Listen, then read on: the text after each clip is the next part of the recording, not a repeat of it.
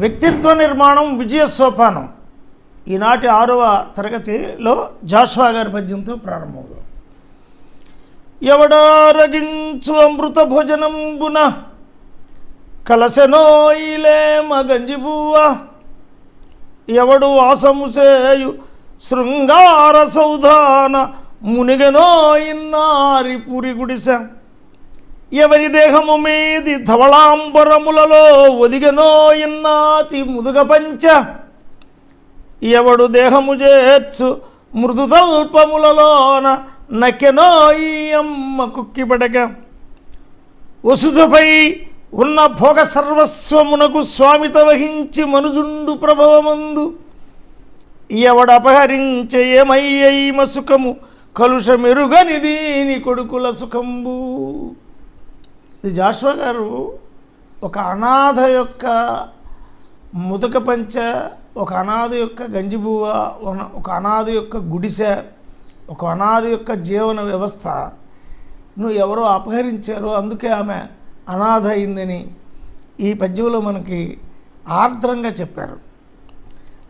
వ్యక్తిత్వ నిర్మాణంలో ప్రధాన అంశం మనం ఎదుగుతూ సమాజం యొక్క హెచ్చుతగ్గులు ఎలాగున్నాయి, సమాజం ఎటువైపు వెళ్తుంది, సమాజానికి మనకి ఉన్నటువంటి అంతఃసంబంధాల వైరుధ్యాలు ఏమన్నా పెరుగుతున్నాయా, ఇవన్నీ కూడా పరిశీలించడంలోనే మన వ్యక్తిత్వ నిర్మాణం ఉంటుంది.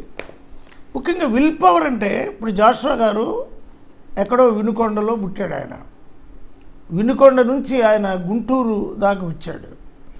ఆయన పిరదవసి రాసిన తర్వాత, గబ్బిలవు రాసిన తర్వాత ఆయన గుంటూరు నుంచి ఆయన హైదరాబాదుకి విస్తరించాడు.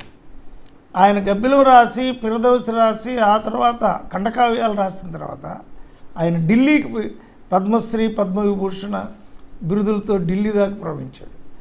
ఆయన ఆ తర్వాత ఎన్నో కావ్యాలు రాసిన తర్వాత ఆయన పుస్తకాలు ఇంగ్లీష్ చేయబడి లండన్ లైబ్రరీలో నేను చూశాను.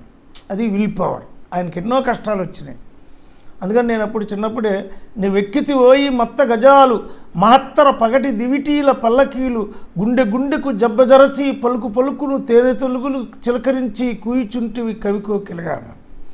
ఎక్కడో ఒక మసీదులో, పాడుపడిపోయిన మసీదులో కూర్చొని ఆయన రాసుకున్నవాడు. ఇంటర్ క్యాస్ట్ మ్యారేజ్కి పుట్టినవాడు. వాళ్ళ తల్లి మాదిగా, తండ్రి యాదవుడు. వీళ్ళిద్దరి వర్ణాంతరం వల్ల ఆ రోజే వాళ్ళు కష్టాలు పడ్డారు. తండ్రి యాదవుడై ఉండి క్రైస్తవుడయ్యాడు. ఆ క్రైస్తవుడైనటువంటి తండ్రికి మరి మాదిగ యువతికి కలిసి పుట్టినటువంటి వాడు ఒక మహాకవియుడు. దాన్ని విల్ పవర్ అంటాం. విల్ పవర్లో ముఖ్యమైనది ఏంటంటే మరి ఆయన ఎక్కడ ఆగలేదు. వినుకొండలో ఆగలేదు. వినుకొండ నుంచి ఆయన గుంటూరుకి, గుంటూరు నుంచి హైదరాబాద్కి, హైదరాబాద్ నుంచి ఢిల్లీకి, ఢిల్లీ నుంచి లండన్కి, ప్రపంచ దేశాలకి ఆయన ఇంగ్లీష్లో ఆయన పద్యాలు వెళుతున్నాయి. అది అలా ఎదుగుతూ వెళుతున్నప్పుడు మానవుడు వస్తున్న కష్టాలని అధిగమించగలగాలి. ఆ వస్తున్న కష్టాలను అధిగమించేటప్పుడు ఆయన గవ్వకు సాటిరాని పలు కాకుల మూకల సూయచే నన్ను నెవ్విది దూరిన నన్ను వరించిన శారద లేచిపోవునే ఈ వసుధాస్థలిన్ ఘంటమూలదం రవ్వలు రాల్చదని గరగరల్ పచరించద ఆంధ్రవాణికి అన్నాడు. అంటే ఆయన్ని కులం పెట్టి దూషించినప్పుడు ఆయన వేదిక మీద ఉంటే ఆయన నల్లగా ఉంటాడని, లేదు దళితుడని, మొత్తం 11 మంది వేదిక మీద బ్రాహ్మణులు ఉన్నప్పుడు ఆ 11 మంది బ్రాహ్మణుల్లో ఒకడు దళితుడిగా ఉండి ఆయన నువ్వు పక్కన ఆయన నీదే కులం అని ప్రశ్నించినప్పుడు నా కవితా వధూటి వదనమ్ము నెగాదిగా జూచి రూపరేఖా కమనీయ వైఖరులు గాంచి బళీ బళి అన్నవాడే నీదే కులమన్న ప్రశ్న వెలయించి చివుక్కున లేచిపోవచ్చో బాకున కుమ్మినట్లుగును పార్థివ చంద్ర వచింప సిగ్గగును అన్నాడు. అంటే కులం అనేటటువంటి దాంతో గుండెల్లో కుమ్మినప్పుడు కూడా ఆయన కిన్నుడు అవ్వకుండా మళ్ళీ గరగరలు ప్రచరించద ఆంధ్రవాణికి అన్నాడు. అంతేకాకుండా రాజు మరణించి ఒకతార రాలిపోయే సుకవి మరణించి ఒకతార గగనమెక్కి అన్నాడు. అంటే అంత కాన్ఫిడెంట్గా వెళ్ళాడు జాషువా గారు. ఆయన గుర్రం జాషువా ఆయన పేరు. ఆ ఇంటి పేరులో ఉన్న గుర్రంలాగా ఆయన ఒక యుద్ధానికి వెళ్తున్నటువంటి గుర్రం ఎలాగైతే వెళ్తుందో అలా వెళ్ళాడు. ప్రతి వ్యక్తి కూడా తాను ఏ రంగాన్ని అయితే తీసుకుంటాడో ఒక ఆయన కవి కావచ్చు, ఒక అతను రచయిత కావచ్చు, ఒక ఆయన లెక్చరర్ కావచ్చు, ప్రొఫెసర్ కావచ్చు, ఒక కళాకారుడు కావచ్చు, వీళ్ళు ఎవరైనా కావచ్చు, ఏ రంగమైనా తీసుకోవచ్చు, సినిమా యాక్టర్ కావచ్చు, డైరెక్టర్ కావచ్చు, ఏ రంగాన్నైనా ఎన్నుకున్నప్పుడు కూడా ఆ రంగంలో ముందుకెళ్ళడానికి సంబంధించిన ఉపపత్తులు కూర్చుకోవడాన్ని ముఖ్యంగా వ్యక్తిత్వ నిర్మాణంలో విజయ సోపానం ఏర్పడుతుంది మనకి. ఇప్పుడు ఒక రచయిత ఉన్నాడు, నేను ఇవాళ రచనలు చేస్తున్నాను, దానికి నాకు 50,000 పుస్తకాలు నాకు ఇంటి లైబ్రరీ ఉంది అంటే నా ఎక్విప్మెంట్ క్లియర్గా ఉంది. నేను ఇప్పుడు మీకు వ్యక్తిత్వ నిర్మాణం చెప్తున్నానంటే నా దగ్గర అన్ని పుస్తకాలు ఉన్నాయి. నేను వ్యక్తిత్వ నిర్మాణం మీదే ఇప్పుడు ఇదిగో ఈ 5వ పుస్తకం రాశాను. వ్యక్తిత్వ నిర్మాణం, పెరియార్ గురించి రాశాను, మహాత్మా ఫూలే గురించి రాశాను, మరి ముఖ్యంగా అంబేద్కర్ గురించి రాశాము, ముఖ్యంగా శరత్ బాబు, మరి ఆయన కూడా బెంగాల్లో ఒక మామూలు వ్యక్తి, మధ్యతరగతి వాడు. ఆయన దేవదాసు నాటకం మరి నవల కొన్ని వందల మందిని ఆకర్షించింది, లక్షల మందిని ఆకర్షించింది, సినిమాలుగా తీయబడింది. ఆ పాత్రలు మన కళ్ళ ముందు ఇవాళ నివసించున్నాయి. దేవదాస్ అనే పాత్ర సృష్టించబడిందని మనం అనుకోవట్లే, అది జరిగింది అనుకుంటున్నాం. అలాగే పార్వతి అనే పాత్ర సృష్టించబడిందని మనం అనుకోవట్లే, అది జరిగింది అనుకుంటున్నాం. అలాగే పార్వతి పాత్రలో నటించిన సావిత్రి పార్వతే అనుకున్నాం మనం. అలాగే నాగేశ్వరరావు గారు ఆయన దేవదాసే అనుకున్నాం. అంటే నువ్వు ఏ పని చేస్తున్నా ఆ పనిలో అత్యున్నతమైన స్థాయికి వెళ్ళడం. ఇప్పుడు ఇది నేను 5వ పుస్తకం రాసి 6వ పుస్తకం వస్తుంది వ్యక్తిత్వ నిర్మాణం. దానికి కొన్ని వందల పుస్తకాలు వ్యక్తిత్వ నిర్మాణానికి సంబంధించి చదివా. ఇదిగో 8th హ్యాబిట్ చదివా, ఇదిగో 7th హ్యాబిట్ చదివా. ఇవన్నీ ఇవే కాదు, చాలా కొన్ని వందల పుస్తకాలు చదివాను. జాషువా గారి మొత్తం వాల్యూమ్స్ చదివాను. అంటే ఈ చదువు నేను కవిత్వం రాయాలనుకున్నప్పుడు నేను కవులకు సంబంధించిన పుస్తకాలన్నీ నేను చదవాలి. అలాగే తర్వాత వ్యక్తిత్వ నిర్మాణం రాయాలనుకున్నప్పుడు వీ కెన్ విన్, మనం ఎలా విన్ అవుతాం, ఎన్నో చదివితే కానీ మనకు కొన్ని మాటలు మీ ముందు చెప్పగలిగిన స్థాయికి, కొన్ని పద్యాలు, కొన్ని కవితలు, లేదు కొన్ని వాక్యాలు, కొన్ని సందేశాలు, కొన్ని సూక్తులు మీ ముందు చెప్పగలిగిన స్థాయికి మనం రావట్లేదు. అదే జాషువా గారు మరి ఆయన దగ్గర 15,000 సన్మానాలు పొందాడు. ఆయన 15,000 సన్మానాలు పొందాడు. అలా ఎలా పొందాడు ఆయన? ఆ కవిత్వానికి, ఆయన కవిత్వం ఏదైతే తీసుకున్నాడో, పైగా అది ఛందస్సు కవిత్వం, సవర్ణమయవ నజబజ్జర, అది దళితులకు అర్థమయ్యేది కాదు. ఆ ఛందస్సును ఆయన అధ్యయనం చేసి ఆయన గొప్ప కవి అయ్యాడు. అలాగే శ్రీకృష్ణదేవరాయలు ఒక రాజు అయినటువంటి వాడు, మరి శ్రీకృష్ణదేవరాయలు విల్ పవర్తో బ్రాహ్మణులు ఆయన్ని అపహాస్యం చేస్తున్నారని, క్షత్రియులకి ఎవరు రాదంటున్నారని చెప్పి ఆయన శూద్ర క్షత్రియుడయ్యాడు. మరి ఆయన ఆముక్తమాల్యద రచించి ఏ బ్రాహ్మణుడు రాయలేనంతటి మహాప్రాణాలతో పద్యం రాశాడు. కాంచన్ వైష్ణవుడు అర్ధయోజన జటా ఘాటోద్ధ శాఖోప శాఖాంచ ఛాట చరణ్ మరుద్రే దవీయ ప్రేషితోద్యంచత్ కీటకృతవనచ్చలన లిప్యాపాదితాధ్వన్య నిస్సంచారాత్త మహాఫలోపమ ఫలస్పాయద్వటక్ష్మాజమున అనే పద్యం రాశాడు. ఆ పద్యం కాంచన్ వైష్ణవుడు మత్తేమం మగణంతో స్టార్ట్ అవుతుంది. కానీ ఎవరు భారతదేశంలో లేదు ఇంకొక తెలుగు కవిత్వంలో ఏ బ్రాహ్మణుడు రాయలేకపోయాడు. ఎందుకు రాయలేకపోయాడు? ఆయన కవిత్వంలో సాధన చేశాడు. కేవలం నేను రాజునే కాదు, నేను కవిగా కూడా నిరూపించబడి ఈ అష్టదిగ్గజాల కంటే నేను గొప్ప కవిని అనిపించుకోవాలి అని ఒక క్షత్రియుడండి యుద్ధాలు చేస్తూ ఆయన అనేక యుద్ధాలని మళ్ళీ ఒక పక్క అంతఃపురం గొడవలను ఎదుర్కొంటూ ఆయన అంత గొప్ప కవిగా వెళ్ళాడంటే విల్ పవర్. నేను ఒకటి చేయాలి అనుకునే దానిలో ఆయన కృషి చేశాడు. పంచకావ్యాలు చదివాడు, సంస్కృతం అధ్యయనం చేశాడు, సంస్కృత భాషలో కూడా కావ్యాలు రాశాడు. సంస్కృత భాష నేర్చుకోవాలంటే ఐ ఉండ్ రులుక్ ఏవోంగ్ ఐ రట్ లన్ ఎమగడనం జఫయ్యు జఫగడదస్ కపచటత చడతో కఫై షస్సర్ అనే అక్షరాలు ముందు రావాలి. ఆ ధ్వని సామాన్యంగా పలకదు. కృష్ణదేవరాయలు దాన్ని అధ్యయనం చేశాడు. శూద్రులు ఎవరో సంస్కృతానికి సంబంధించి పలకలేరు అని చెప్పి ఛాలెంజ్ విసిరారు బ్రాహ్మణులు. అయితే ఆయన పలికి ఆ మహాప్రాణాల్లోనే కాంచన్ వైష్ణవుడు అంటే అక్కడ మాల్దాసరి వైష్ణవుడు అర్ధయోజన జటాఘాటోద్ధ శాఖోపశాఖాంచాట అంటే ఒక 6 కిలోమీటర్ల మైళ్ళు దూరం ఉండే ఒక చెట్టు దానికి ఉండే కొమ్మలు, ఆ కొమ్మ నుంచి వచ్చిన ఆకు, ఆ ఆకులో కీటకాలు చేసినటువంటి లిపి, ఆ లిపి నుంచి వచ్చినటువంటి ఒక సందేశం, ఇక్కడ బ్రహ్మరాక్షసులు ఉన్నాయి, ఇక్కడ డేంజర్, మీరు రావద్దు అని తెలుపుతున్న ఆకు సందేశాన్ని ఆయనకు ఒక పద్యంలో చెప్పాడు. కాంచన్ వైష్ణవుడు అర్ధయోజన జటాఘాటోద్ధ శాఖోపశాఖ చరన్మరుద్రేదేవి ఎక్స్ప్రేషితోజ్జించత్ కీటకృతన అన్నాడు. ఎవరు అనలేకపోయాడు. కీటకాలతో చేసిన లిపి, మొదటి లిపి అలా ఏర్పడింది. చెట్ల మీద మనం చెక్కాం లిపిని, కాగితం రాకముందు చెట్ల మీద చెక్కాం. తర్వాత శాసనాల్లో లిపి వచ్చింది, ఆ తర్వాత రాళ్ల మీద లిపి వచ్చింది, ఆ తర్వాత కాగితం మీద లిపి, అది మన తామరాకుల మీద లిపి వచ్చింది, ఆ తర్వాత కాగితం మీద లిపి వచ్చింది. ఆ పరిణామాన్ని కృష్ణదేవరాయలు చెప్పగలిగాడు.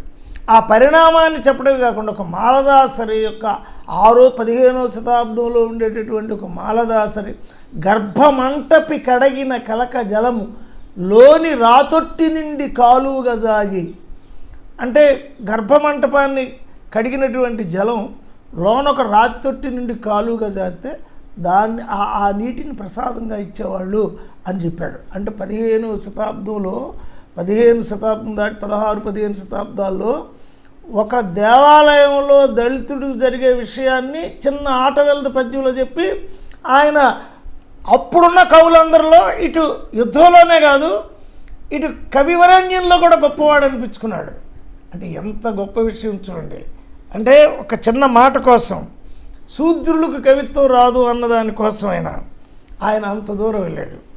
ఆ తర్వాత గమ్యం అంటే ఒక నిర్దిష్టమైన వ్యక్తిత్వ నిర్మాణం, కవితా వ్యక్తిత్వ నిర్మాణం అని మేము పాఠాలు చెప్పాల్సి వచ్చింది.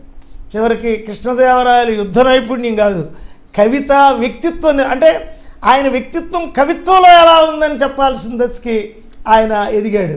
అంటే యుద్ధంలో నైపుణ్యం చేశాడు, పరిపాలనలో గొప్ప విషయాలు సాధించాడు, ఇరిగేషన్ వ్యవసాయ విస్తృతిలో గొప్ప విషయాలు సాధించాడు, కన్స్ట్రక్షన్ అనేక నిర్మాణాల్లో గొప్ప విషయాలు సాధించాడు. అంటే కృష్ణదేవరాయలు ఒక వ్యక్తిత్వ నిర్మాణం భారతదేశంలో, దక్షిణ భారతంలో ముఖ్యంగా ఆయన వ్యక్తిత్వ నిర్మాణంలో అనేక డైమెన్షన్స్ వచ్చినాయి. అంటే పట్టుదలతో వెళ్ళాడు.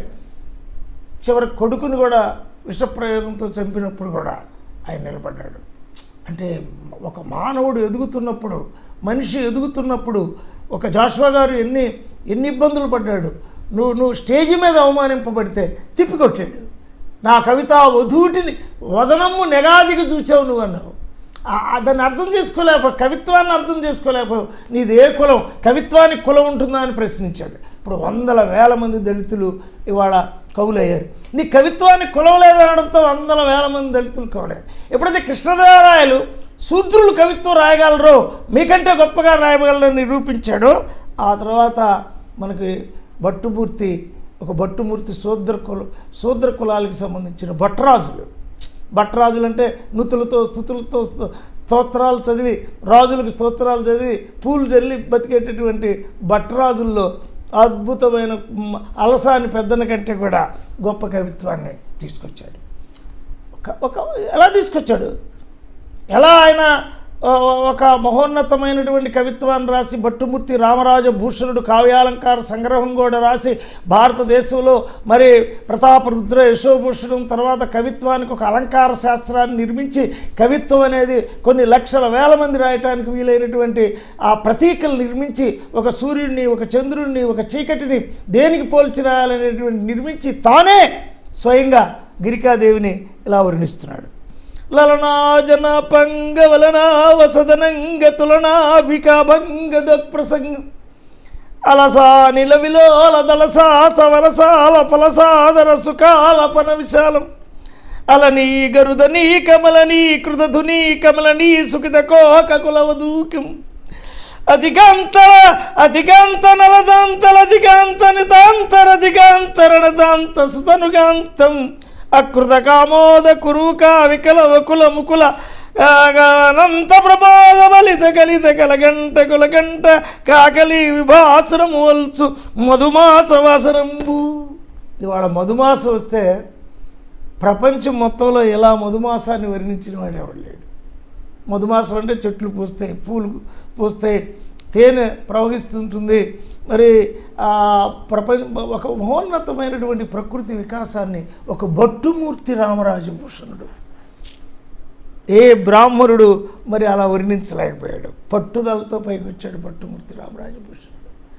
ఇవాళ పంచకావ్యాల్లో మహాకావ్యం ఏది అంటే భట్టుమూర్తి రామరాజభూషణుడిదే పంచకావ్యాల్లో మహాకావ్యం.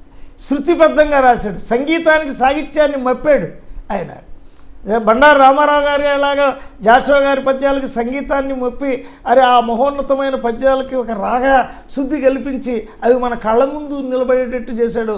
ఆ శ్మశాన వాటికల్లో వాకొన రాని గొప్ప ధనవంతుని నిద్దపు పాలరాతి గోరి ఇక్కడ పారవేయంబడి ప్రేలికలను పొరలాడు ప్రేతము ఏ ఆకటి చిచ్చునని కుమిలి ఆర్చి గతించిన పేదవాని దౌనో కదని ఆ ఆకలి సొదని మనకు బండారు రామారావు గారు వినిపిస్తుంటే సంగీతము సాహిత్యం కలిస్తే ఆంధ్రదేశంలో ఉండేటువంటి లక్షలాది మంది ప్రజలు కన్నీరు పెట్టారు.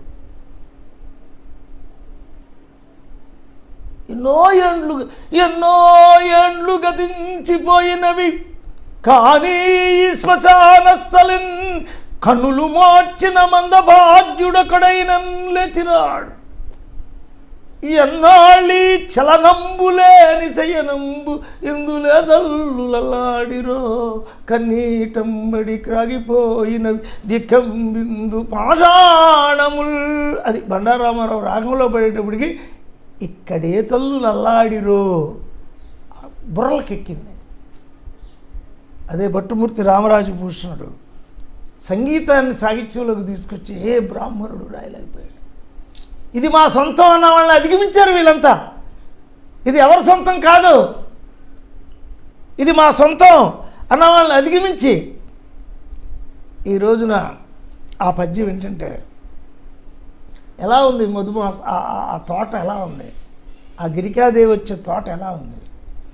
ఒక ఛాయ ననపాయ పికగేయ సముదాయ ఒక సీమ నానా మయూర నినదం ఒక వంక అకలంక మకరంక మహేశలొక క్రేవ వనదేవ యువతి గీతం ఒక చంత మరగంత మగరంత దదనాల మగదారి నవజారి గోరిదంబు ఒక యోర పడుచారణ కుమార పణితంబులొకదండ నలిమండల కలగానం ఒక్క మొగిమ్రోయ కదలి గృహోపపన్న కిన్నరీ బృందావన గీత రీతి సమర అతివేల కోలాహలముల కలిమి అది వయ్యద్రి కోలాహలాఖ్యమొక్కో. ఆ కిన్నెరులు కింపురుషులు ఆ మహోన్నతమైనటువంటి భారత జాతులు ఆ సంగీతంతో సాహిత్యంతో తోటల్లో అడవుల్లో ఈ దేశంలో ఉండే ప్రకృతి యొక్క రమణీయం అది సంగీతబద్ధమై మానవ వికాసబద్ధమై ఉందని భట్టుమూర్తి రామరాజభూషణుడు చెప్పే వరకు కూడా ప్రకృతి వర్ణనకు అటు కీట్స్ బైరన్ షెల్లీ షా ఎవరు కూడా భట్టుమూర్తి రామరాజభూషణుడు ముందు పనికి రాకుండా పోయారు. ఎవరి భట్టుమూర్తి రామరాజభూషణుడు 16వ శతాబ్ద వాడు. ఈరోజు మనం ఎలా చదువుకుంటున్నాం, గమ్య నిర్దేశితమయ్యాడు. పురాణాలు కావ్యాలు భారతంలో ఉండే కథలు కాకుండా ఒక చిన్న పాయింట్ తీసుకొని ఒక గిరికాదేవి, ఒక గిరిక అంటే ఆమె ట్రైబల్ ఉమెన్, ఒక గిరికాదేవి ఒక కొండకు పుట్టినటువంటి వాడు, ఒక కొండకు పుట్టినటువంటి కొండ నది కలిస్తే ఒక గిరిక పుడితే ఆ గిరికకు భర్త ఎవరు? మహారాజు వచ్చి ఆమెను ప్రేమించాడు. కానీ ఇది ప్రాకృతిక సమాజం. గిరిక, ఈ గిరిక అనేటటువంటి ఆమె ఈ ప్రకృతి కాంత, ఈ ప్రకృతి కాంతలో ఉన్న నిర్మలత్వం, ఈ ప్రకృతి కాంతలో ఉన్న సహజీవనం, చెట్లు చేమలు, ఈరోజు ఇంటరాక్షన్ ఆఫ్ ప్రకృతి తగ్గిపోయింది మానవుల్లో. ఆ గిరికతో ఒకసారి ఆయన ఇంటరాక్షన్ ఆఫ్ ప్రకృతిని రాశాడు వశ్చరిత్రలో. చెట్లు బాల రసాల మిదిపిక పాలిటి యమరసాలము కేలిడి గృచ్చగడు రా గిల్లుము తత్వ ప్రవాళము కొమ్మక కదల్చనగై కొనకది ఏలను కదా. ఇది ఇంటరాక్షన్ ఆఫ్ ప్రకృతి. ఒక మనిషి ఉదయాన్నే లేచిన తర్వాత వ్యక్తిత్వ నిర్మాణంలో వీళ్ళు నలుగురు చెప్పిన అంశాలను బట్టి మనం ఒకసారి పరిశీలిస్తే వ్యక్తిత్వ నిర్మాణంలో మనిషి ఎదగాలంటే ప్రకృతితో ఇంటర్ రిలేషన్ ఉండాలి. ఒక నదీ ప్రవాహం చూసేవాడు ఆ నది యొక్క ప్రవాహశీలతను కలిగి ఉంటాడు. ఒక నదీ ప్రవాహాన్ని చూసేటటువంటి వాడు ఆ నది ఎక్కడ ఆగట్లేదని తెలుసుకొని ఉంటాడు. ఆ నది కొండను కోస్తూ వెళ్తుందని తెలుసుకొని ఉంటాడు. ఆ నది సముద్రానికి వెళ్ళే వరకు కూడా ఆ నది వెళ్తూనే ఉంటాడు. అది గమ్య నిర్దేశితం. మనిషి ఒకడు అత్యున్నతుడు కావాలి అంటే, ఒక మహోజ్వలమైన వ్యక్తి కావాలంటే, వాళ్ళ జాషువా గారితో మనం ప్రారంభించాము. మరి శ్రీకృష్ణ దేవరాయలు ఒక చక్రవర్తి, కవితా చక్రవర్తి కూడా ఎలా అయ్యాడు? ఒక భట్టుమూర్తి రామరాజభూషణుడు, ఒక భట్టుమూర్తి నుతులు స్థుతులతో బతికేటటువంటి కులంగా పేరు పెట్టినవాడు వసు చరిత్ర అనే మహాకావ్యాన్ని ఎలా రాయగలిగాడు? ఎక్విప్మెంట్, నువ్వు దేనిలోనైతే పైకి వెళ్ళదలుచుకున్నావో, దేనిలోనైతే నువ్వు సోపానం ఎక్కదలుచుకున్నావో ఆ సోపానానికి సంబంధించినటువంటి ఎక్విప్మెంట్ నీకు కావాలి. అందుకే నీకు గుర్తింపు కావాలనే ఆకాంక్ష ఉంటే చాలదు. ఇవాళ ఐడెంటిటీ క్రైసిస్లో మనుషులు సతమతం అవుతున్నారు. నాకు రోజు పేరు కావాలి, నాకు రోజు గుర్తింపు కావాలి. గుర్తింపు ఎలా వస్తుంది? ఇదిగో కృష్ణదేవరాయలు 500 సంవత్సరాలు కవిగా కూడా నిలబడ్డాడు. రాజుగానే కాదు, చక్రవర్తిగానే కాదు, కవిగా కూడా నిలబడ్డాడు. జాషువా గారు మరి 100 సంవత్సరాల కవిగా నిలబడ్డాడు. 500 సంవత్సరాలు 1000 సంవత్సరాలు కవిగా నిలబడతాడు. ఎలా నిలబడతాడు? శాశ్వతమైన కీర్తి కావాలా? గుర్తింపు కావాలా? నీకు గుర్తింపు అనేది అశాశ్వతమైనది కావాలా? ఏదో ముఖానికి రంగులు వేసుకొని, లేదు ముఖానికి ఏదో ఐబ్రూస్ చేసుకొని ఏదో అలా ఆ రోజు ఆ పూటకి ఆ గంటకు కనపడే గుర్తింపు కావాలా? లేదు, ఒక శాశ్వతమైన గుర్తింపు, ప్రపంచంలో వెలుగులు దిద్దగలిగినటువంటి గుర్తింపు, ప్రపంచానికి మలుపులు తేగలిగినటువంటి గుర్తింపు, ప్రపంచానికి మలుపులు తెచ్చిన మైలురాయిగా ఉండగలిగినటువంటి ఆ స్టేటస్ కావాలా అని మనం ఇవాళ ఆలోచించుకోవాల్సిన అవసరం ఉంది. మనం విజయవంతం కావాలంటే ఏం కావాలి? మన గమ్యం నిర్దేశితం కావాలి. నువ్వు రచయితవా? నువ్వు కళాకారుడువా? నువ్వు వ్యాపారస్తుడువా? నువ్వు డైరెక్టర్వా? నువ్వు కవివా? మొదటి స్థానం ఏది, రెండో స్థానం ఏది, మూడో స్థానం ఏది? ఈ 3 నువ్వు నిర్దేశితం చేసుకోవాలి. దేనిలో నేను పైకి రాదలుచుకున్నాను, నేను అత్యున్నతమైన తీసుకెళ్ళాలి, ఆ ఎక్విప్మెంట్ నీకు కావాలి. కృష్ణదేవరాయలు ఏం చేశాడు? భారతదేశంలో ఉండేటువంటి ప్రతులన్నింటినీ మళ్ళీ తిప్పి రాయించాడు. భారతాన్ని రాయించాడు, రామాయణాన్ని రాయించాడు, భాగవతాన్ని రాయించాడు. మరి మొత్తం తిప్పి రాయించి తన లైబ్రరీ ఏర్పాటు చేశాడు. వాళ్ళ కన్నెమేర లైబ్రరీలో ఆయన రాయించిన ప్రతులన్నీ మనకు అక్కడ ఉన్నాయి. అంటే మన జాషువా గారు ఏం చేశాడు? ఎక్కడ లైబ్రరీ కనపడితే అక్కడ భారత, రామాయణ, భాగవత, పంచకావ్యాలు అన్నీ చదివేసుకున్నాడు. ఆ తర్వాత అతనికి పద్యం వచ్చింది. ఎవడారగించు అమృత భోజనమ్మననే అంత బలమైన పద్యం రాయాలంటే దాని వెనక అధ్యయనం కావాలి. మరి కృష్ణదేవరాయలు యుద్ధవీరుడు కదా, నిరంతరం యుద్ధాలు చేశాడు కదా.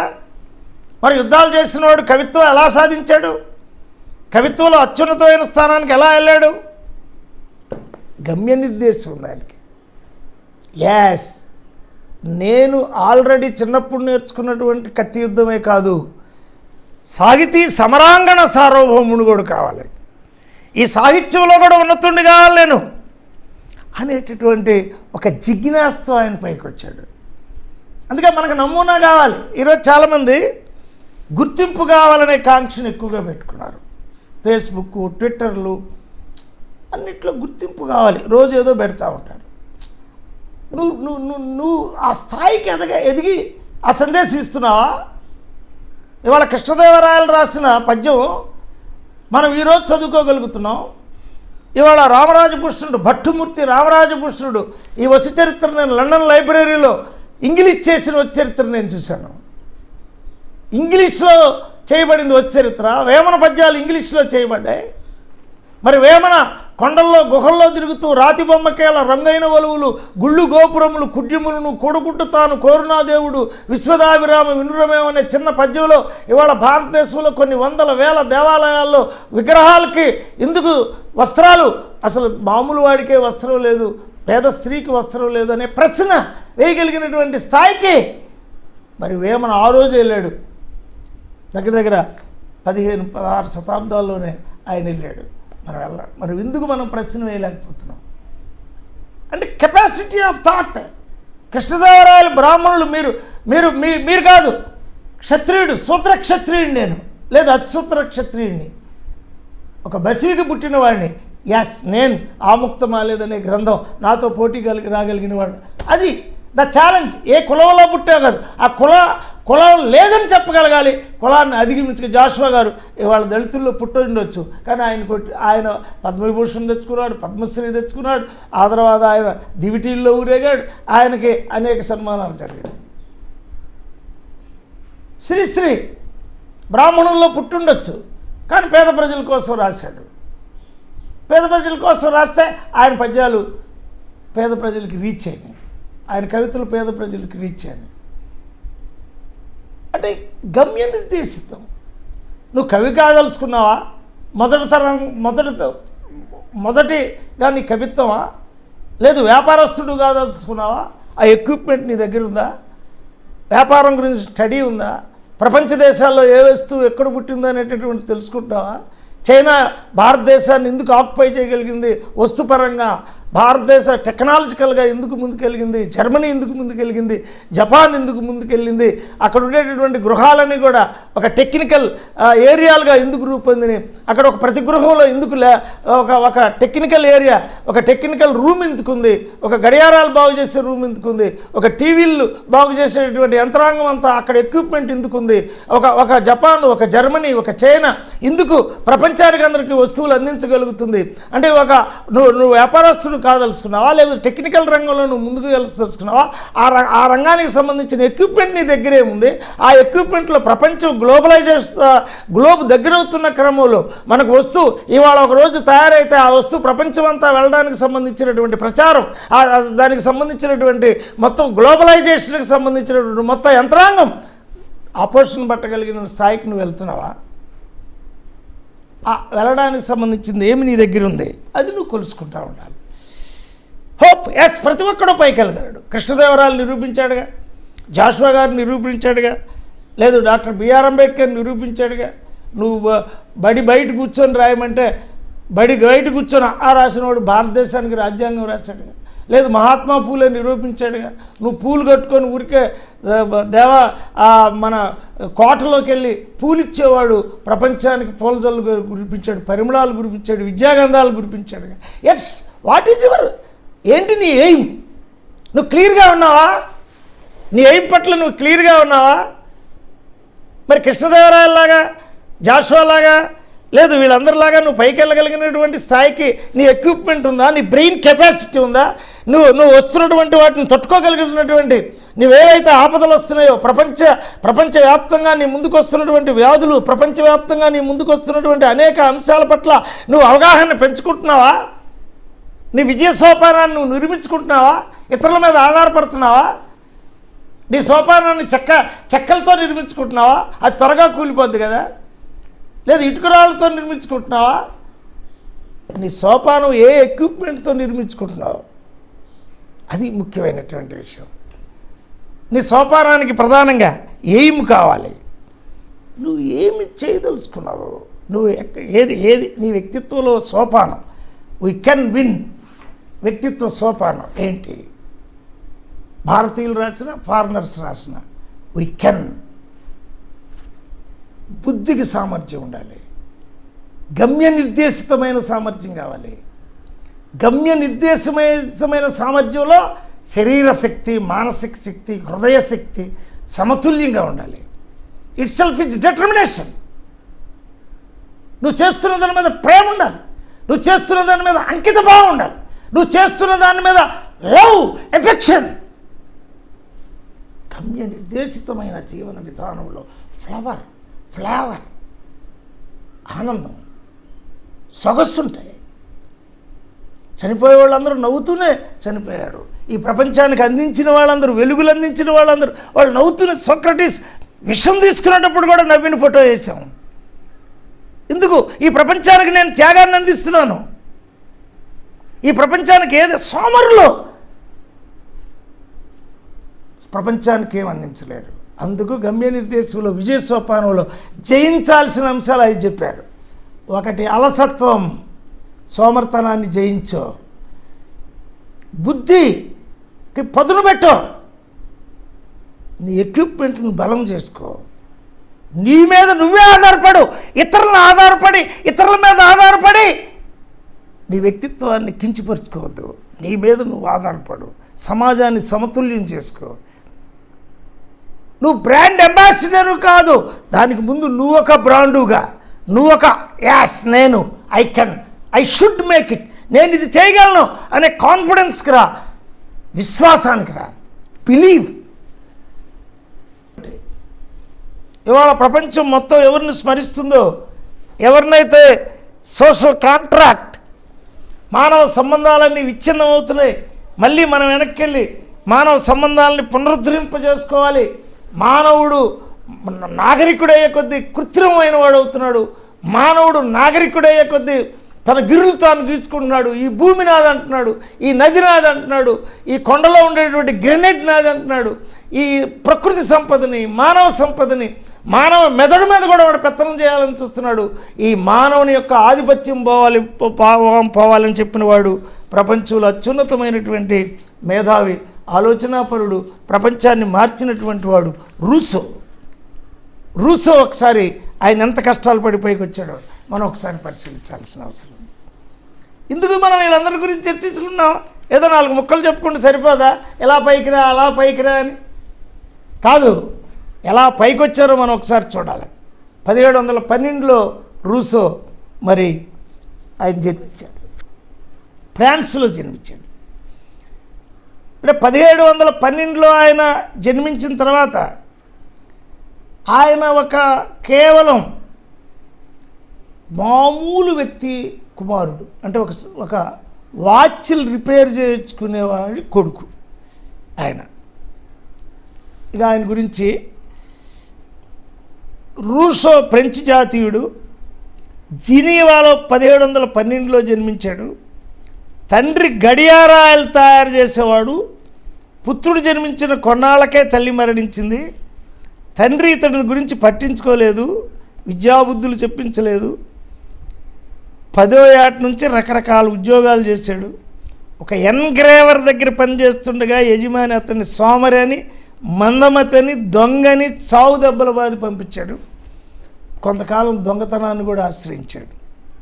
అలాంటి వాడు 1749 వచ్చేటప్పటికి ప్రపంచానికి వెలుగులు చూపించేటటువంటి గొప్ప గ్రంథాన్ని, సోషల్ కాంట్రాక్ట్ అనే గ్రంథాన్ని రాయగలిగాడు.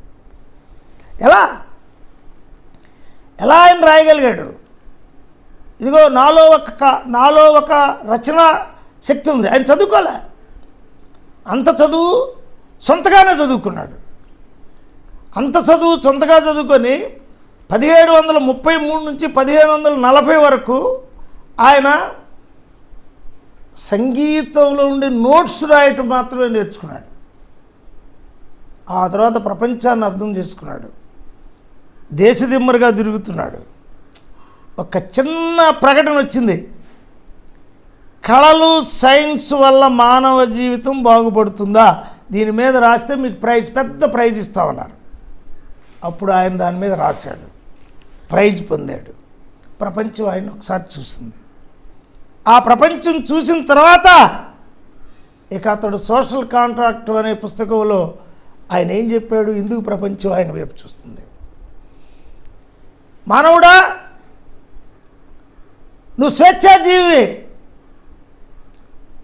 ఈ భూమిలో పక్షి ఎలా స్వేచ్ఛగా ఉందో, నదులు ఎలా స్వేచ్ఛగా ప్రవహిస్తున్నాయో, చెట్లు ఎలా స్వేచ్ఛగా పూలు పూస్తున్నాయో, నువ్వు స్వేచ్ఛాజీవి. నీ స్వేచ్ఛకు నాగరికతనే సంఖ్యలు వేశారు. నీ స్వేచ్ఛ మీద ఆధిపత్యం వహిస్తున్నారు. నీ స్వేచ్ఛ మీద సామ్రాజ్యం అనే ముల్లుగర్రను మోపారు. నీ స్వేచ్ఛ మీద భూమికి నేను హక్కుదారుననే పట్టాదారుడు తయారైన తర్వాత నీ స్వేచ్ఛకు భంగం కలిగింది. ఆ తర్వాత నువ్వు నియంత్రించబడ్డావు. అనేకమైన కృత్రిమ రూల్స్తో రాజ్యాలు ఏర్పడ్డాయి. మానవుని నిర్బంధించారు. కొన్ని వందల వేల మందిని చదువుకోకుండా చేశారు. లక్షల మందిని, కోట్ల మందిని చదువుకోకూడదన్నారు. కొంతమంది చదువు మీద ఆధిపత్యం వహించారు, కొంతమంది భూమి మీద ఆధిపత్యం వహించారు, కొంతమంది ప్రకృతి వనరుల మీద ఆధిపత్యం వహించారు. కాదు, మానవులు స్వేచ్ఛాజీవులు అని చెప్పాడు. ఎంత గొప్ప మాట! ఇవాళ ప్రపంచం అంతా ఆయన వైపు చూస్తుంది. ఇవాళ చైనా సరిహద్దుల దగ్గర, చైనా ఇండియా సరిహద్దుల్లో సరిహద్దును తేల్చుకోలేక ఇంత యంత్రాంగం ఏర్పడిన తర్వాత సరిహద్దును తేల్చుకోలేకుండా ఇంకా స్వాతంత్ర్యాలు వచ్చి ఇటు 70 ఏళ్ళు అయ్యి అటు దగ్గర 150 ఏళ్ళు అయిన తర్వాత కూడా సరిహద్దు తీర్చుకోలేని పరిస్థితుల్లో మనం ఉంటే ఇవాళ సోషల్ కాంట్రాక్ట్ వైపు మనం వెళ్ళాల్సిన పరిస్థితి ఉంది అని ప్రపంచం అంతా రూసో వైపు చూస్తుంది. ప్రకృతిని విధ్వంసం చేసాం, ప్రకృతి భూతమై మన ముందు నుంచుంది. చెట్లు నరికేసాం, సూర్యుడు మనం కళ్ళ ముందు వచ్చి నుంచొని మనల్ని కాల్చేస్తున్నాడు. చెరువులన్నీ పూర్తి చేసాం, నీళ్లు లేక మనం నీళ్లు కొనుక్కుంటున్నాం. నదులు ప్రవహిస్తూ ఉంటే అన్ని నీళ్లు తాగే మానవుడు ఇవాళ నీళ్లు మానవుడు కరువైపోయి నీళ్ళని 12 రూపాయలు 15 రూపాయలు బాటిల్స్ కొనుక్కున్నాడు. నీళ్ల మీద ఒక కంపెనీ వాడు ఆధిపత్యం వహిస్తున్నాడు. ఆ కంపెనీ వాడికి నీళ్లు అక్కడ ఉండేటటువంటి వాళ్ళు అమ్ముకున్నారు. ఆ కంపెనీ వాడు ప్యూరిఫై చేసి పేరుతో మనకు నీళ్లు అమ్ముకుంటున్నాడు. మానవుడు ఎక్కడ చెట్టు కనపడితే అక్కడ చెట్టును కొట్టుకొని ఒక ఇల్లు వేసుకునేవాడు. ఇవాళ చెట్లు మొత్తం అమ్ముకున్నారు. ఆ చెట్టు కొనాలంటే మానవుడు ఇసుక తీసుకొచ్చి ఇల్లు కట్టుకునేవాడు. ఆ ఇసుక మొత్తం అమ్ముకున్నారు. ఇప్పుడు ఇసుక లారీ కావాలంటే మనం ఆ ఇసుకకి పరిమిట్లు, ఆ ఇసుకకి ఆజ్ఞలు, ఆ ఇసుకకి అనేక ఆధిపత్యాలు, ఆ ఇసుకకి అనేక దోపిడీలు, ఆ ఇసుక మీద అనేక రాజ్యాలు, ఆ ఇసుక మీద అనేక మంది ప్రభుత్వాలు దోపిడీ చేస్తూ ఉన్నాయి. ఇది సోషల్ కాంట్రాక్ట్లో చెప్పాడు. ప్రకృతి వనరుల మీద ఆధిపత్యం ఒకళ్ళకి స్టార్ట్ అయిపోయింది, ఒకళ్ళకి ప్రారంభం అయిన తర్వాత ఇంకొకడు పేదవాడైపోయాడు, ఇంకొకడు స్వేచ్ఛారహితమైన మానవుడైపోయాడు. తన కళ్ళ ముందున్న నీళ్ళే తాను తాగడానికి వీల్లేదు. మానవుడు ఒకరోజు నిప్పు రగిలించుకొని అన్నం వండుకున్నాడు. ఇప్పుడు గ్యాసు, ఆ గ్యాసు మొదటి రోజు ఇచ్చిన దానికంటే అది పెరుగుతూ ఉంటుంది. వాడు కట్టుకోలేని స్థితికి వస్తాడు, అయినా వాడు పెంచుకుంటూ వెళ్తాడు. అంతేకాదు, ఒకరోజు నడుస్తూ వెళ్ళాడు, తర్వాత సైకిల్ అన్నారు, ఆ తర్వాత మోటార్ బైక్ అన్నారు. దాని ఆయిల్ని మొదట్లో తక్కువ రేటుకి ఇస్తాడు, ఆ తర్వాత ఆయిల్ పోసుకోలేనంత రేటుకి వాడు పెంచుకుంటూ వెళ్తాడు. వీడికి అనివార్యం అవుద్ది, వీడు ఆఫీస్కి ఇంటికి దూరంగా పెడతాడు. అంటే ఏమిటి ఇదంతా సోషల్ కాంట్రాక్ట్లో ఆయన ప్రపంచ మానవుడు ఎలా వెళ్ళగలిగాడు? ఆయన గమ్య నిర్దేశితం కరెక్ట్గా ఉంది. ఆయన దేశాలు వెళ్ళగొట్టిన జ్ఞానపరంగా ఏం చెప్పదలుచుకున్నాడు అదే చెప్పాడు. ఆయన్ని ఫ్రెంచ్ దేశం వెళ్ళగొట్టింది, ఆ తర్వాత ఆయన చాలా దేశాలు తిరిగాడు, అందరూ వెళ్ళగొట్టారు ఆయన్ని. ఆయన చెప్పేది అప్పటికి సూటుగా అట్లా 100 సంవత్సరాల అవతల విషయం 100 సంవత్సరాల యువతలకు చెప్తున్నాడు. వెళ్ళగొట్టారు. చివరికి ఊరికి చివరిలో ఒక చిన్న గుడి చేసుకొని జీవించి చనిపోయాడు. అయితే ఇవాళ ప్రపంచం అంతా అన్ని యూనివర్సిటీలు రూసో సోషల్ కాంట్రాక్ట్. ఎలా వెళ్ళాడు ఆయన? ప్రకృతిని అధ్యయనం చేశాడు. మన కళ్ళ ముందున్న చెట్టుకు మనం నీళ్ళు పోయట్లేదు, మన కళ్ళ ముందున్న పూల చెట్టులో ఏముందో మనం గ్రహించట్లేదు, ఏ చెట్టులో ఆక్సిజన్ వస్తుందో మనం గ్రహించట్లేదు. మన శరీర నిర్మాణం మీదే మనకు అవగాహన లేదు. అసలు మన కళ్ళు ఏమేమి తింటే కళ్ళు వెలుగుతాయి, ఏ విటమిన్ ఏంటి మనం గ్రహించట్లేదు. మన చెట్టు కరివేపాకు వేస్తే తీసి పక్కన పెట్టి అన్నం తింటున్నాం. మన వేపాకు చిగురు మన పెద్దవాళ్ళు తిని కడుపులో ఉన్న పేగుల్లో ఉండేటువంటి మొత్తం బ్యాక్టీరియాను చంపుకున్నారు. ఇప్పుడు మనం టన్నులు యాంటీబయాటిక్స్ చేసుకుంటున్నాం.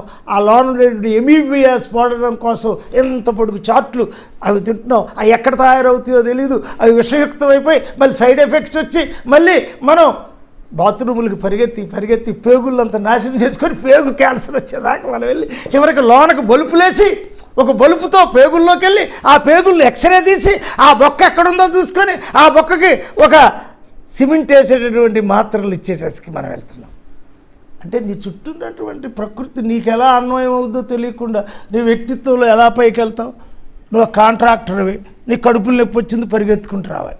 నువ్వు ఒక ఐఏఎస్ అవ్వాలనుకున్నావు, సివిల్ సర్వీస్కి వెళ్ళావు, నువ్వు మసాలా అన్నం తిన్నావు, పరావులు తిన్నావు, బాగా ఏపిన ముక్కలన్నీ తిన్నావు, నువ్వు పరిగెత్తుకుంటూ ఇంటికి వస్తున్నావు, ఐఏఎస్ పోతుంది.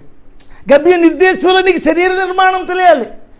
అసలు ఏం తింటే ఏమవుతుందో తెలియాలి, ఏ ఆహారం తింటే ఏమవుతుందో తెలియాలి. అంటే గమ్య నిర్దేశితమైన మానవుడు 98 సంవత్సరాలు బెట్రన్ రస్సెల్ ఎలా బతికాడు? అదే ఈయన అంటాడు, వాల్టేరు, మరి ఆయన ప్రపంచాన్ని వెలిగించినటువంటి వాల్టేరు ఎన్ని సంవత్సరాలు బతికాడు, రూసో ఎన్ని సంవత్సరాలు బతికాడు.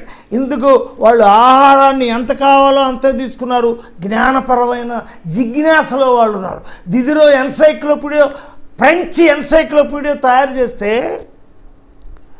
దగ్గర 28 వాల్యూమ్స్ తయారు చేస్తే 5 వాల్యూమ్స్కి రూసో మెటీరియల్ ఇచ్చాడు. వచ్చే క్లాసులో వాల్టేర్ గురించి కూడా మనం మాట్లాడుకుంటాం.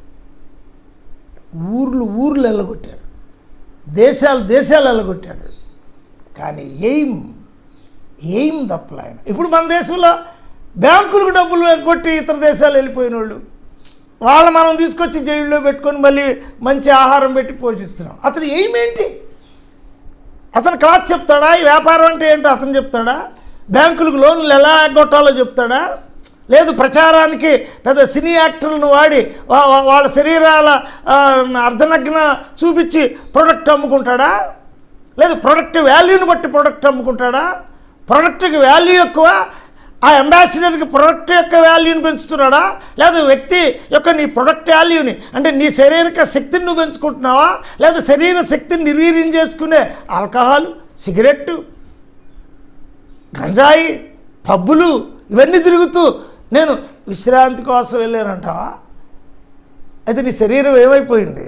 నీ శరీరం ఒక వ్యక్తిత్వ నిర్మాణంలో లేనప్పుడు, బయలాజికల్ స్ట్రక్చర్ నీకు ఆర్డర్లో లేనప్పుడు, అసలు నీకు స్నానమే చేయటం తెలియనప్పుడు నిన్ను ఇతర దేశాలు ఎలా రిసీవ్ చేస్తాయి? నీకు ఆహార్యం ఎప్పుడు కోటేసుకోవాలో, ఏ దేశానికి ఎప్పుడు కోటేసుకోవాలో నీకు తెలియనప్పుడు, ఎప్పుడు వస్త్రములు ఎలా ధరించాలో తెలియనప్పుడు, భాషణ లేనప్పుడు, నీకు సజీవమైన భాషణ లేనప్పుడు, ఒక అష్టదిగ్గజాలను జయించినటువంటి కృష్ణదేవరాయలు నీకు తెలుసు, పద్యం తెలుసు, నువ్వు చెప్పినటువంటి పద్యం తెలుసు, కూర్చో అనగలిగిన స్థాయికి నువ్వు రానప్పుడు నువ్వు సామ్రాజ్యాధిపతిని ఎలా అవుతావు?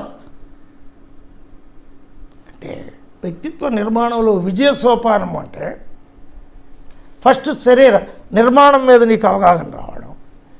ఈరోజు చూడండి, వర్షం వచ్చింది, డెంగ్యూ వచ్చింది, వర్షం వచ్చింది, స్వైన్ ఫ్లూ వచ్చింది, వర్షం వచ్చింది, వరుసగా జబ్బులన్నీ వచ్చినాయి. టైఫాయిడ్ వచ్చింది, వర్షం వచ్చింది, మలేరియా వచ్చింది, వర్షం వచ్చింది, వెనక వర్షం వచ్చింది, పంటలు పండినాయి, వర్షం వచ్చింది, మొక్క మొలిసింది, వర్షం వచ్చింది, చెట్లో పూలు పూసినాయి, వర్షం వచ్చింది, ఆనందం వేసింది, వర్షం వచ్చింది, వానపాటలు పాడుకున్నాం. వెనక ఈరోజు వర్షం వచ్చింది, పత్రికలన్నీ రాస్తున్నాయి, అయ్యా డెంగ్యూ వచ్చింది జాగ్రత్త. అంటే ఇది వ్యక్తిత్వ నిర్మాణం ఏంటి? ఒక స్టేట్ యొక్క వ్యక్తిత్వ నిర్మాణం ఏంటి? దోమనే చంపలేకపోయిన స్టేటు రాజ్యాన్ని ఎలా పరిపాలించిస్తావు? డస్ట్ ఫ్రీ చేయలేకపోతున్నావు నువ్వు. మరి ఒక రూసో అనేవాడు ప్రకృతిని ఎలా ప్రకృతికి మానవుడికి ఉండే ఇంటరాక్షన్ చంపద్దు. ప్రకృతిలో ఉన్నదే స్వేచ్ఛ. Itself is nature, itself is freeness. ఆధిపత్యాలు. ప్రతి ఒక్కడు ఒక రాజు ఉన్నాడంటే వాడు చెప్పినట్టే రాజ్యం నడవాలి. ఈ రోజున 10th క్లాస్ పరీక్షలు రాయిపోతే అమ్మో ఏమో అయిపోయింది, పరీక్షలు రాయలేదు కానీ ఏం కాలేదు. మరి 40% అక్షరాలు రాని వాళ్ళ సంగతి ఏంటి? వాళ్ళు మానవులు కాదా? వాళ్ళు 90 ఏళ్ళు ఎలా బతుకుతున్నారు? వాళ్ళకి నదులతో సంబంధం ఎలా ఉంది? వాళ్ళలో బెస్తవాళ్ళు ఎంతమంది అయ్యారు? చేపలు పట్టేవాళ్ళు ఎంతమంది అయ్యారు? ఆ చేపలు పట్టేవాళ్ళు సముద్రాన్ని దేవి ఎలా తీసుకొస్తున్నారు? వాళ్ళలో స్కిల్స్ లేవా? వలలేసి చేపలు పట్టే నుంచి, మోటార్లో నుంచి చేపలు పట్టే తీసుకెళ్ళి సముద్రం అంతర్గర్భంలోకి చేపలు పట్టే తీసుకెళ్ళి ఆ అంతర్గర్భం నుంచి చేపలు దేవునికి తెచ్చేది స్కిల్ కాదా? దానికి పేరు ప్రతిష్టలు లేవా? విద్య అంటే అక్షర విద్య ఒకటేనా? నిరక్షర విద్యలో విద్య లేదా? ఒక జింకకి విద్య రాదా? తాను బతికే విద్య రాదా? ఒక చిలక్కి తాను బతికే విద్య రాదా? అలాగే మానవుడికి కూడా ఒక హ్యూమన్ బిహేవియరే విద్య. అసలు హ్యూమన్ బిహేవియరే లేనివాడు పిహెచ్డీలు ఎంఏలు చదివి ప్రయోజనమే ఉంది. వాడు ఎంఏలు పిహెచ్డీలు డాక్టరేట్ పారారాయిడ్, వాడికి పుస్తకాలు లేవు, వాడికి పెన్నే లేదు, ఇంకా వ్యక్తిత్వ నిర్మాణమే ఉంది. కొన్ని వందల డాక్టరేట్లు భారతదేశంలో ఉన్నాయి. విశ్వవిద్యాలయాల నుంచి ఒక్క ప్రొడక్ట్ ఒక రూసో ఒక విశ్వవిద్యాలయంలో చదవకుండా, ఒక పాఠశాలలో చదవకుండా, ఒక రూసో సోషల్ కాంట్రాక్ట్ అనే పుస్తకాన్ని క్రియేట్ చేసి ఈ దేశంలో ప్రకృతికి మానవుడికి ఉండే అంత మానవ సంబంధాన్ని, హ్యూమన్ రిలేషన్ని అంత బలంగా చెప్పి ప్రపంచవ్యాపితమైన వాడిగా గమ్య నిర్దేశితంగా నేను రాయాలి, నేను తెలుసుకున్నది రాయాలి, నేను గ్రహించింది రాయాలి, రాయింది ఎంత సత్యమైన అది ఎన్ని అపవాదులు ఎదుర్కొన్నా నేను రాయాలి అని వెళ్ళిపోయాడు, పైకి వెళ్ళిపోయాడు కదా. ఆయన కొన్ని విషయాలు మన ముందుకు తెచ్చారు. రూసో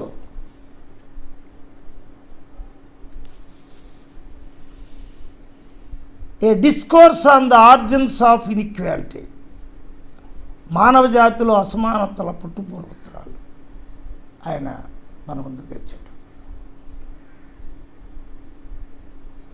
నువ్వు నీ ఎదుటి వ్యక్తిలో ఉన్న సామర్థ్యాన్ని గుర్తించకుండా ఆ సామర్థ్యాన్ని అణిచివేయాలని ప్రయత్నం చేస్తే నీ సామర్థ్యం ఎలా బయటకు వస్తుంది? అది నీ సామర్థ్యం బయటికి రావాలి అంటే ప్రపంచ సామర్థ్యాన్ని గుర్తించాలి. ఇవాళ కృష్ణదేవరాయలను మనం గుర్తించి నేను చెప్పుకున్నాను, నేను ఇవాళ మాట్లాడాను. చాలామంది కృష్ణదేవరాయలు ఎందుకు మాట్లాడలేదు, బ్రాహ్మణుల గురించే ఎందుకు మాట్లాడుతున్నారు. నేను ఇవాళ భట్టుమూర్తి గురించి మాట్లాడాను, రామరాజభూషణుడి గురించి మాట్లాడాను. చాలామంది ఎందుకు మాట్లాడట్లేదు, ఒక భట్టుమూర్తి శూద్రకులం వాడేనే కదా. నేను ఇవాళ మహాత్మా ఫులే గురించి మాట్లాడాను, ఎందుకు చాలామంది మహాత్మా ఫులే గురించి మాట్లాడలేదు, ఒక శూద్రకులం వాడేనే కదా. అంటే నువ్వు ఒక బొగ్గు గనిలో బొగ్గు వ్యాపారం చేస్తే బొగ్గు యొక్క విలువని ప్రపంచానికి చెప్పావు. అలాగే అణగారినటువంటి ఎవడైతే కింద నుంచి పైకి వచ్చాడో వాడిని మనం ఉదాహరణ తీసుకోవాలి. పైనుంచి పైకి అంబానీ కొడుకు పైకి రావటం ఉంది. ఆయన పాపం చాలాసార్లు ఒళ్ళు కొవ్వెక్కి యంత్రాలతో కొవ్వు తీయించుకొని పాపం మళ్ళీ సన్నగా మళ్ళీ ఆయన ఫోటో అర్థం కావట్లేదు ఎవరికి. ఆ క్రికెట్లో కూర్చుంటే ఆయన ఫోటో ఎవరికి అర్థం కావట్లే. నీ కొవ్వు పెరగటం కొవ్వు తగ్గడం వ్యక్తిత్వం కాదు. నీ శరీరానికి సరిపడిన కొవ్వు, నీ శరీరానికి సరిపడినటువంటి కండలు, నీ శరీరానికి సరిపడినటువంటి విటమిన్స్, నీ శరీరానికి సరిపడినటువంటివి నువ్వు తీసుకో. అంతకు మించి తీసుకుంటే అదే నీకు భారం అయిపోద్ది, వాటిని వదిలించుకోవడమే భారం అయిపోద్ది. నీ సోపానం నీకు ఉదాహరణ కావాలి. చాలామంది నేనే గొప్ప అనుకుంటారు, కానీ రూసో దిదిరో దగ్గరికి వెళ్ళి ఆయనకి ఎందుకు సబ్మిట్ చేశాడు? ఫ్రెంచి ఎన్సైక్లోపీడియాసు, బ్రిటానికా ఎన్సైక్లోపీడియాసు, అమెరికానా ఎన్సైక్లోపీడియాస్ మనం చదువుకోవడమే కానీ భారతదేశం ఎన్సైక్లోపీడియా చేయలేదా? భారతదేశాన్ని ఇన్ని కోట్ల రూపాయల ఫండ్ ఉంది కదా, ఒక ఎన్సైక్లోపీడియా మనం రూపొందించుకోలేము. మనకు భేదవర్గం లేదా, అమర్త్యసేన్ లేడా, మనకి లేదు, అకాడమిక్స్లో అనేక మంది లేరా, చౌరత్ గారు లేరా, కేఎస్ చలం గారు లేరా, కంచె ఐలయ్య గారు లేరా? ఎందుకు మనం ఎన్సైక్లోపీడియా చేసుకోలేకపోతున్నాం? సోషియాలజీలో ఎందుకు మనం ఎన్సైక్లోపీడియా చేసుకోలేకపోతున్నాం? అంటే ఎదిగిన వాడిని వాడి ప్రతిభను వాడుకునే స్టేట్ కూడా లేకపోవటం కూడా. ఆ రోజుల్లో కనీసం వాళ్ళు ఫ్రెంచ్ రివల్యూషన్కి మూలకాలు ఇచ్చినటువంటి రూసో, ఫ్రెంచ్ రివల్యూషన్కి ప్రేరణ ఇచ్చినటువంటి మరి ఆ ప్రవక్తలందరినీ, ఆ తర్వాత మనం ఫ్రాన్స్ వెళ్తే ఎక్కడ చూసినా వాళ్ళ విగ్రహాలే ఉంటాయి, వాళ్ళ యొక్క మహోన్నతమైనటువంటి ఆ స్తూపాలే ఉంటాయి. స్ఫూర్తిపరంగా మనకి వాళ్ళు చేసిన కార్యక్రమాలన్నీ రాళ్ల మీద చెక్కబడి ఉన్నాయి. మరి బుద్ధుడు ఆయన అవుట్ సైడ్ ఎంతకాలం తిరిగాడు? ఆయన పబ్లిక్లో ఆయన తిరిగింది ఎంతకాలం? మొత్తం చూసిన 14 ఏళ్ళు మాత్రం ఆయన పబ్లిక్లో ఉన్నాడు. మరి ప్రపంచంలో ఎక్కడికి ఏ దేశం వెళ్ళినా, నేను మలేషియా వెళ్ళినా బౌద్ధ దేశమే, బౌద్ధమే ప్రధాన స్థానంలో ఉంది. నేను లండన్ వెళ్ళినా ఎక్కడ చూసినా బౌద్ధ స్తూపాలే మనకు కనపడుతుంది, బౌద్ధ ఆర్కిటెక్చరే మనకు కనపడుతుంది. మనం జాన్స్బర్గ్ వెళ్ళినా బౌద్ధ ఆర్కిటెక్చరే మనకు కనపడుతుంది. బుద్ధుడంత వ్యక్తిత్వాన్ని ఎందుకు పొందాడు? గమ్య నిర్దేశితంతో ఏం చెప్పదలుచుకున్నాడు? ట్రూత్, సత్యం. నువ్వు సత్యం చెప్తూ వెళ్ళు, నువ్వు సత్యం చేస్తూ వెళ్ళు. నువ్వు వ్యాపారస్తుడు అయితే నీ ప్రొడక్ట్లో వాల్యూ ఎక్కువ పెంచు, నీ ప్రచారానికి కాదు. అసలు నీ ఎక్విప్మెంట్ నీ శరీరం, నీ ఎక్విప్మెంట్ నువ్వు గుర్తించు. నీ శరీరం, నీ బుద్ధి, నీ మనస్సు. నీ తల్లిదండ్రులను ప్రేమించు, నీ భార్యను ప్రేమించు, నీ పిల్లల్ని ప్రేమించు. ముందు కుటుంబం, ఫ్రెండ్స్, సమాజం. ఇంటర్రిలేటివ్గా అండి, రిలేటివ్ శక్తి వచ్చింది. నీ ఒక్కడవే చేయలేవు. నీ కుటుంబాన్ని తోడు తీసుకో, నీ ఫ్రెండ్స్ తోడు తీసుకో, నీ ప్రకృతిని తోడు తీసుకో, నీ మానసిక శక్తిని తోడు తీసుకో, నీ మనోవికాసాన్ని తోడు తీసుకో, నీ బుద్ధి వికాసాన్ని తోడు తీసుకో, నీ హృదయ నైర్మల్యాన్ని తోడు తీసుకో, నీ ఎథిక్స్ని తోడు తీసుకో. నీ నిజాయితీ, నీ నీతి, నీ వ్యక్తిత్వం వికసిస్తూ వెళుతూ ఉంటుంది. నీ వ్యక్తిత్వం ఒక రూసోలాగా, నీ వ్యక్తిత్వం ఒక కృష్ణదేవరాయలాగా, నీ వ్యక్తిత్వం ఒక భట్టుమూర్తి రామరాజభూషణ్ లాగా, నీ వ్యక్తిత్వం ఒక గుర్రం జాషువాలాగా అత్యున్నత స్థాయికి వెళ్ళి ప్రపంచ శిఖరం మీద నువ్వు నిలబడాలంటే 6 వ్యక్తిత్వ నిర్మాణం మాస్టర్ క్లాస్ 6 నీకేం చెప్తుంది? నువ్వు నీ వ్యక్తిత్వ సోపానాన్ని డిటర్మినేటివ్తో ఎక్కుతూనే వెళ్ళు, నడుస్తూనే వెళ్ళు, అధిగమిస్తూ వెళ్ళు, ఆకాంక్షతో వెళ్ళు, ఉద్దీపనంతో వెళ్ళు, ఉత్సాహంగా వెళ్ళు. మహోన్నతమైన వ్యక్తిత్వంతో వ్యక్తిత్వ నిర్మాణం ఎవరి సొంతం కాదు, మనందరి సొంతం. బ్లాక్ స్క్రీన్కి అభినందన తెలుపుతూ 7th క్లాసులో కలుసుకుందాం.